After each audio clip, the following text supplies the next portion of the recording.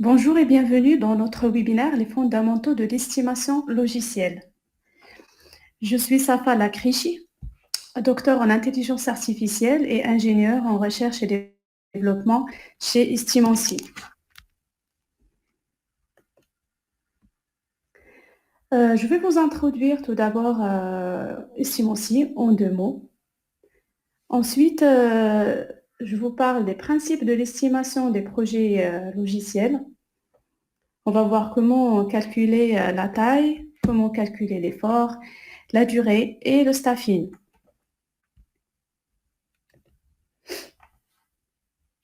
Estimancy est un éditeur logiciel qui opère dans le domaine de l'estimation logicielle. On a 2 problématiques. La première, c'est organiser et suivre les travaux sous-traités pour optimiser la stratégie de sourcing. Ça veut dire savoir évaluer des productivités, de la qualité des devis, des sous-traitants, savoir quel est le meilleur moyen d'acheter le développement logiciel. Et l'autre problématique, c'est d'industrialiser le chiffrage des projets pour fiabiliser les budgets. Donc, c'est pour les entreprises qui font le développement et qui souhaitent faire leur chiffrage ou leur estimation par des outils et leurs propres moyens.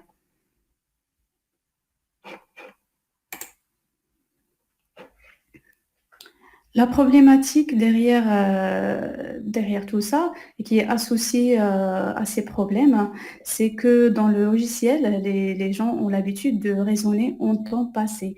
Or, il ne viendra à personne l'idée d'acheter son plein d'essence ou de payer son plein d'essence en fonction du temps que mettrait le pompiste pour remplir le réservoir. On achète un volume d'essence, on n'achète pas le temps que met le pompiste.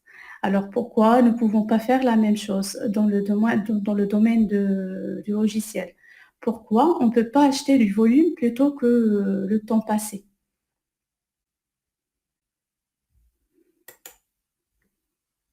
Bien, donc pour les principes de l'estimation du projet, ici je vous présente quelques notions de base.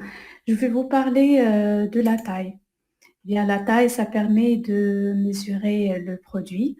Le produit logiciel, ça se définit comme l'ensemble des fonctionnalités à développer. C'est ce qu'on a à faire.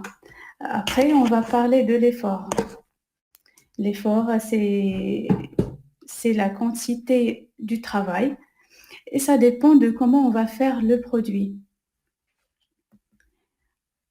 Et à partir de cet effort, hein, on va être capable de déterminer la durée du projet, la taille des équipes, les coûts, etc.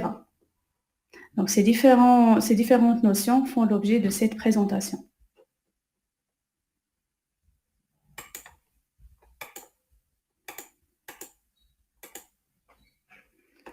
Donc on va commencer par la notion de la taille. Vous utilisez ou vous avez certainement entendu parler de story point. Ben, le story point, c'est une unité de taille.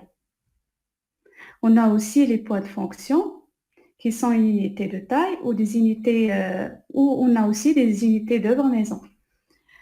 En fait, plusieurs entreprises ont fait leur propre catalogue de composants logiciels avec, par exemple, des composants comme des écrans, des traitements, des systèmes de reporting et qui peuvent être de complexité simple, moyen ou complexe.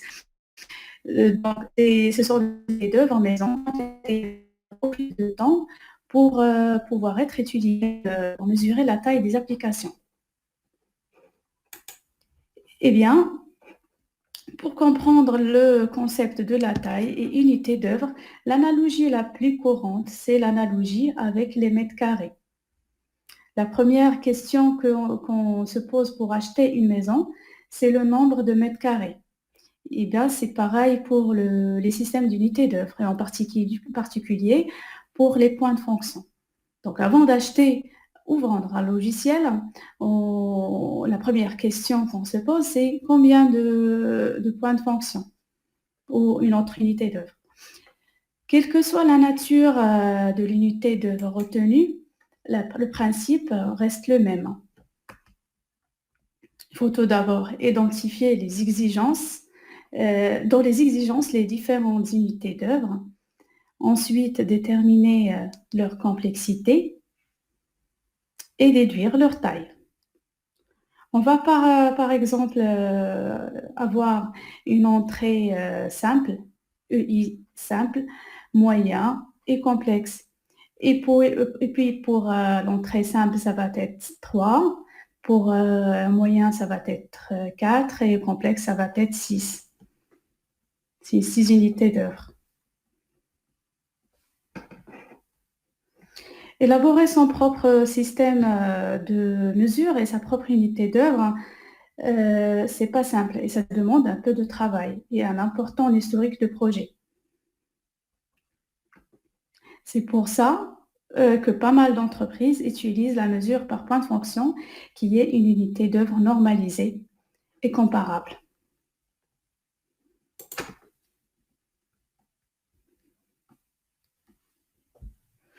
Alors, qu'est-ce que les points de fonction? C'est une mesure normalisée.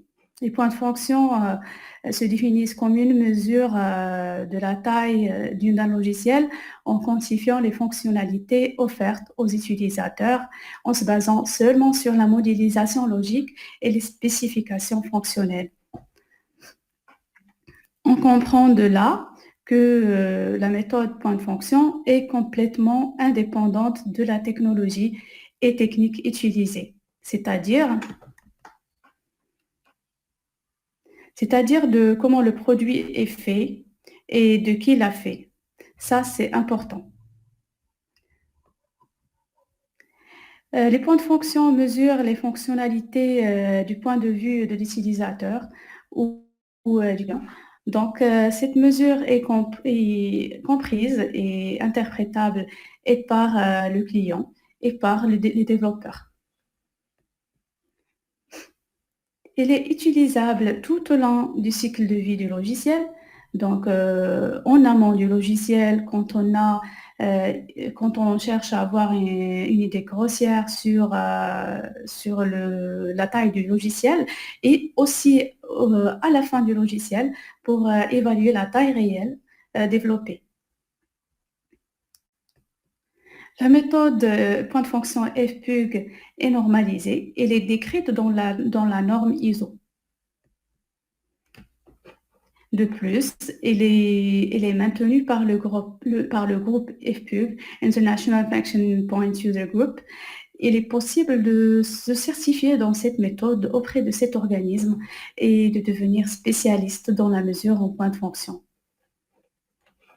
Et ici, dans Estimancy, on a 2 spécialistes certifiés en FPUG, y compris moi.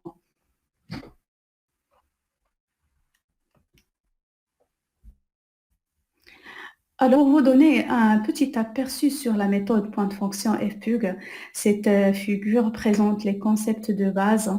Il faut tout d'abord définir le produit qu'on souhaite mesurer. Donc, ça va être par exemple le logiciel mesuré, son périmètre, c'est-à-dire l'ensemble des fonctionnalités qu'il va contenir, ses frontières. Donc, c'est les frontières entre ce logiciel, les utilisateurs, les autres applications. Ensuite, identifier les composants de base qui sont pour l'FPUG les fichiers internes ILF. Donc, ce sont les fichiers de données qui se situent dans les frontières du logiciel mesuré.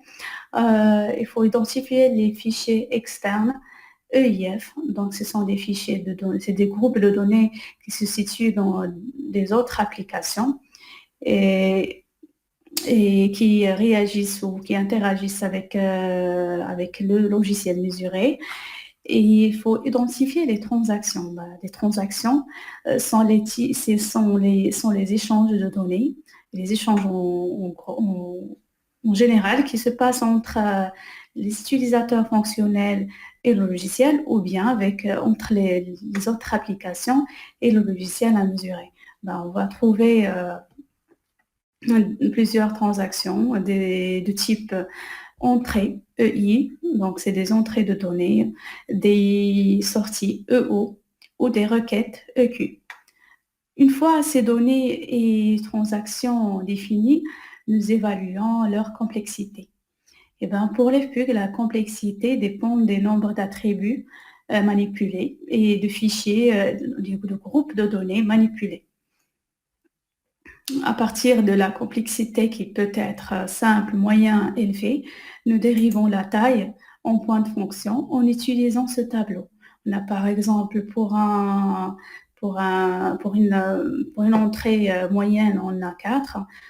Pour un fichier interne de complexité élevée, on a 15 points de fonction. Donc, si on a une entrée simple et un fichier interne complexe, c'est 15 plus 3, ça fera 18 points de fonction. On fait pareil pour toutes les exigences et on obtient la taille globale du logiciel en points de fonction.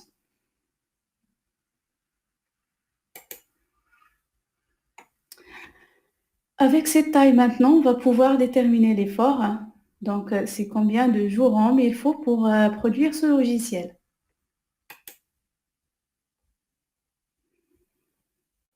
Donc, ça va dépendre de l'organisation du projet. Je rappelle que la taille, c'est ce qu'on a à faire, alors que l'effort, c'est comment on va faire le logiciel. Et donc, on imagine bien que ça peut dépendre de quelques éléments comme le langage, l'outillage, la compétence des équipes, la stabilité des exigences et bien d'autres choses. Il y a différents modèles permettant de passer d'une taille à un effort. On trouve Putnam qui est le plus ancien parmi les modèles que j'ai cités. On trouve Kokomo qui date de 1981, basé sur 63 projets de 2000 à 100 000 lignes de code. Récemment, on trouve Kokomo 2, qui est une version améliorée et plus complète de Kokomo, qui a été construite à partir de 150 projets et qui s'avère être plus adaptée à la réutilisation de composants. On peut utiliser des bases comme la base ISPSG qui ont enregistré des milliers de projets réalisés et donc qui permettent de comparer et de faire des estimations par analogie. Parmi ces modèles ou méthodes, le Kokomo 2 est le plus utilisé. Alors, qu'est-ce que ça veut dire Kokomo? Kokomo, c'est l'acronyme de Constructive Cost Model. Il permet de calculer l'effort à partir d'une taille en prenant en compte de nombreux facteurs. La formule, c'est là. La taille est exprimée en milliers de lignes de code. Les facteurs, ça peut dépendre du produit, de la plateforme, du projet, du personnel. Et le facteur d'échelle va dépendre de l'organisation. Pour la taille, ici, le modèle d'origine a été initialement prévu pour une taille en nombre de lignes de code, mais il peut être calibré pour exploiter différentes unités d'œuvre comme les points de fonction. Donc, ça va être calibré sur une base de données, de projets réalisés pour s'adapter sur d'autres unités d'œuvre. Maintenant, on passe au calcul du staffing, donc la taille de l'équipe et la durée. Un effort, c'est des jours. Donc, comment on va faire 4 jours? Donc, comment faire 4 jours? Eh bien, vous prenez une personne et vous la faites travailler 4 jours. Ou alors, vous prenez 2 personnes, vous les faites travailler 2 jours. Ou bien vous prenez 4 personnes et vous les faites travailler un jour. Ça, c'est une vision purement théorique. Comme on dit, il faut 9 mois à une femme pour faire un bébé. C'est pas en mettant 9 femmes qu'elles mettront qu'un mois. C'est pour vous dire que pour produire le même effort, il y a différentes façons de s'organiser. Alors, quelle distribution de ressources est la plus confortable et moins risquée? En fait, il y a la loi très connue du physicien Rayleigh qui permet de modéliser le déploiement du staffing tout au long du projet. Donc, on observe que le staffing sur un projet se modélise selon cette courbe avec cette distribution-là. Donc, au cours du temps, on représente pour chaque moment le nombre des personnes affectées au projet. Et qu'est-ce que l'effort? Eh bien, l'effort, c'est un nombre de personnes fois une durée. Et comme vous l'avez bien compris, ça va être la surface de cette courbe. Mathématiquement parlant, pour calculer la surface d'une courbe, on utilise l'intégrale. Donc l'effort global s'écrit comme l'intégrale de t égale à 0 à t à l'infini de cette fameuse fonction de staffing. En fait, comme vous avez pu constater, nous avons ici deux variables à ajuster en fonction de l'effort. On a la variable durée et la variable staffing. Soit on fixe le temps et on cherche le staffing, ou on fixe un nombre maximum de personnes affectées au projet et on cherche le temps. Donc, il y a bien un arbitrage à faire entre les deux, selon si on a des contraintes sur le staffing ou sur les temps, ou sur la durée du projet.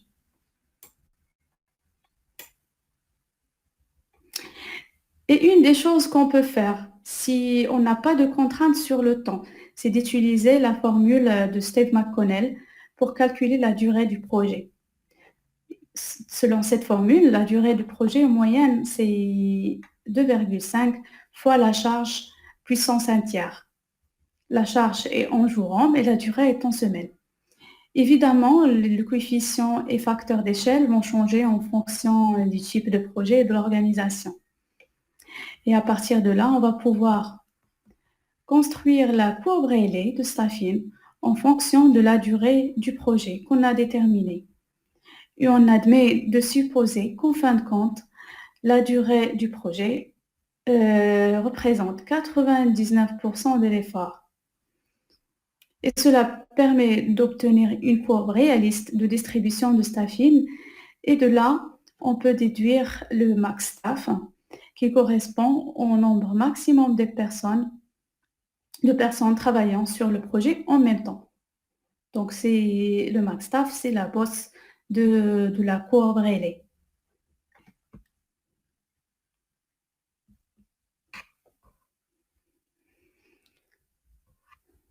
Alors, la distribution de Rayleigh propose en fin de compte une injection théorique des ressources. Parce qu'en ingénierie logicielle, les ressources interviennent par métier. Et donc, en fonction des différentes phases et différentes activités des métiers, vous avez par métier ces petites injections de ressources représentées par ces petites courbes. On trouve par exemple l'injection des analyses qui se fait très tôt au cours du projet.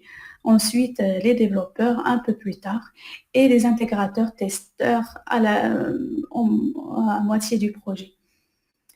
Avec la courbe jaune qui va être le total et que représente la courbe précédente de staffing de Rayleigh. Donc voilà, en gros, pour le calcul du staffing et de la durée. Pour conclure, nous avons abordé les différentes étapes, notions et méthodes d'estimation. Pour la taille, on a souligné l'importance de la mesure de la taille Plusieurs unités d'œuvre peuvent être utilisées pour cette fin, comme les points de fonction, les story points, les unités d'œuvre fait maison. Mais bien sûr, une unité d'œuvre normalisée reste le meilleur choix parce qu'il permet de comparer plusieurs projets, de se comparer entre organisations et entre équipes. Pour l'effort, plusieurs méthodes et modèles d'estimation peuvent être utilisés, notamment le modèle Kokomo, Putnam, des bases comme l'ISPSG, d'autres modèles que je n'ai pas cités comme le SNAP, le Calmont. Et on peut se benchmarker au sein d'une même entreprise. On peut utiliser l'historique de projets réalisés pour établir notre propre modèle d'estimation d'effort. Cela permettrait aussi de se benchmarker. À partir de l'effort, la durée peut être calculée en utilisant la formule de Steve McConnell. Et le staffing, ça va être déduit en utilisant la loi de Rayleigh. Et bien sûr, pour le coût du projet, si on connaît le tarif horaire de chaque profil déployé dans le projet, et la durée du projet, on obtient facilement le coût global du projet.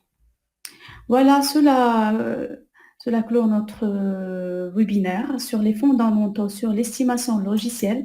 Merci pour votre attention et je suis là si vous avez des questions.